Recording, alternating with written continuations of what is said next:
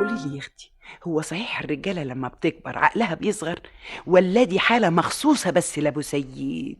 الراجل يا اختي يقوم من الصبحيه. يلا يا بامبا بقى اصحي عشان عايز اخرج.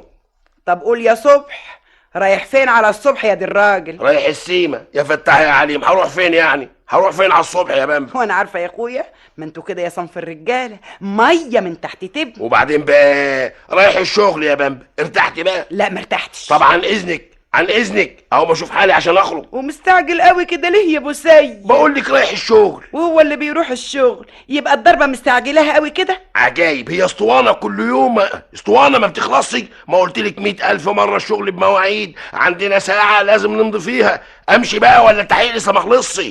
وحياتك وسابني وخرج، وبقى يا اختي ملهوف ما تفهميش ليه. مش ليا حق بقى يا اختي الفار يلعب في عبي؟ رحت لافحه هدومي ونازله عند عمك حسنين البقال اللي تحتنا بعد ساعه كده، ورحت طالباه في الشغل. الو. ايوه الو يا بامبا، عايزه حاجه؟ اطمنت يا حبيبتي شويه، لكن قلت في عقل بالي يمكن الراجل اطمن ان انا كلمته وهيخرج يروح هنا ولا هنا، وحياتك ما فاتت ساعه تانية الا ورحت مكلماه تاني. الو. الو يا بامبا، عايزه حاجه؟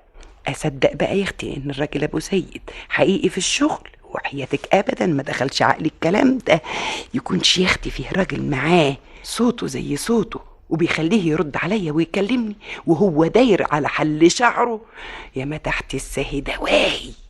وحياتك رحت لابسه وعلى المصلحه بتاعته عدل. زملاته يا اختي شافوني بقوا يبصوا ويتشاوروا وهم عارفيني، ما انا دايما يا اختي بروح له. امال ايه؟ ما هي الواحده مننا لازم تفنجل